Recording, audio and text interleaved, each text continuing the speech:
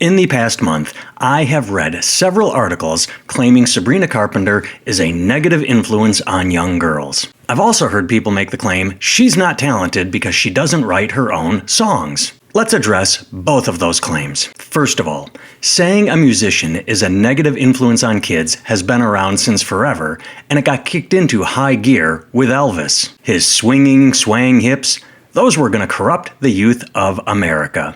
Then, the Beatles were a bad influence because of, wait for it, their hair. Yeah, their hair. You see, back then, men had short hair. Military-style buzz cuts. When the Beatles showed up with their mop tops, oh heavens to Betsy clutch my pearls, that was just too much. And mind you, this was before John's bigger than Jesus comment. Music in the 60s and 70s involved pot and drug culture, so of course that was going to warp kids.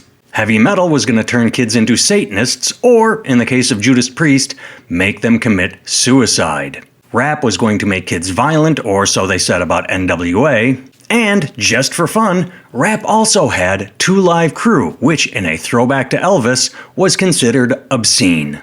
In the 1990s, they tried to pin the horrific events at Columbine on Marilyn Manson. The point is, whenever someone who lives their life according to so-called puritanical standards doesn't like something, their go-to argument is that that thing will negatively affect kids. Here's the thing. I used to listen to Slayer back in the day. When I was a teenager, I saw them live. It was a great show with upside-down crosses and pentagrams. And guess what? I've never once burned a Bible, sacrificed a goat or chicken, or gave devil horns to the ground after scoring a touchdown. Actually, I've never scored a touchdown because I'm not coordinated or athletic, but that's not the point. The point is, I didn't listen to Slayer and then develop an interest in Satan. Because that's not how it works. Whenever anything goes wrong in someone's life, the aforementioned suicide attempt blamed on Judas Priest, or Columbine blamed on Marilyn Manson, it's always because of what was going on at home. The parenting. So, is Sabrina Carpenter a bad influence on little girls? My daughter is 13. She listens to Sabrina Carpenter and is just fine. To be honest, I'd rather have her listening to music than doom-scrolling on Instagram and getting her self-esteem hammered. Are some of the lyrics racy? Is some of what she does in concert inappropriate? Maybe, but the more you try and shelter people from the outside world, the more they will snap when they are finally exposed to it. The other attack I mentioned is that Sabrina Carpenter has no talent because she doesn't write her own songs. Well, because my daughter listens to her, I've heard the songs, and I would argue that whoever does write them has no talent because they're awful. That said, they're awful to me because they're not for me. I'm not Sabrina Carpenter's target demographic. But because she doesn't write them, does that mean she has no talent? I don't think so. She has something. It's called the it factor. And again, I don't get whatever it is, and that's okay. I didn't get whatever Vanilla Ice, the Backstreet Boys, or Madonna had either. I don't get a lot of pop culture. I've seen both Titanic and Pretty Woman once. When the credits rolled, I said, wow, that was awful, and I've never watched either one again.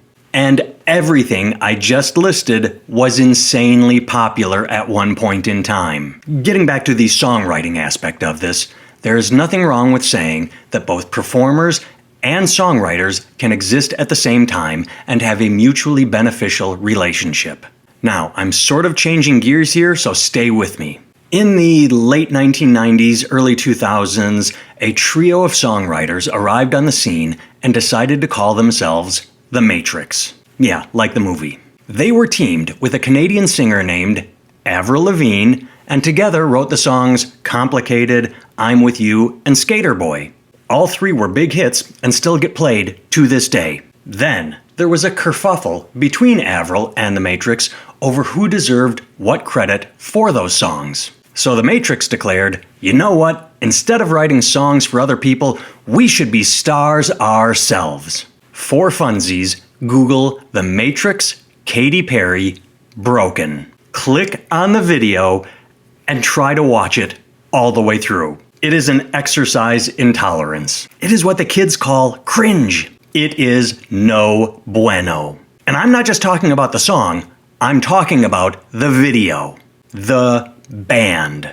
The songwriting trio, The Matrix, put themselves in front of the camera, and that was a bad idea. They may have had great songwriting chops, but they don't have the it factor. They are awkward as fuck, with every single performer wearing a look on their face that says, I don't know what cool is, so I'm just gonna try and look cool. Yeah, this is cool, right? I think this is cool. The woman in The Matrix is relegated to dancing with a tambourine just so she'd have something to do. The whole thing was a flop, so they went back to being songwriters, and guess what? They are still successful to this day. Point is, Sabrina Carpenter might not be a songwriter, but she is great in front of the camera. And that counts. Really quickly here, I keep saying Sabrina doesn't write her own songs, but I'm sure if anyone watches this video, someone will push back and say, she's listed as a songwriter. To keep from getting sued, I will say, I'm a comedian, this is just a long-winded joke without a punchline, allegedly not a songwriter, whatever I need to cover my ass. The truth is, however, that's how the industry works. A songwriter writes the song, approaches a celebrity, and part of the negotiations involve the celebrity getting partial credit for writing the song they didn't write. And hey, maybe the celebrity even changes one word, sometimes two. But 99.9% of the song is complete before the celebrity ever gets a look at it. Again, turn to Google and see what it has to say about Dolly Parton and her hit, I Will Always Love You. Elvis wanted to buy that from her, but part of the deal involved him getting the songwriting credit. Thankfully, Dolly stood her ground and said no.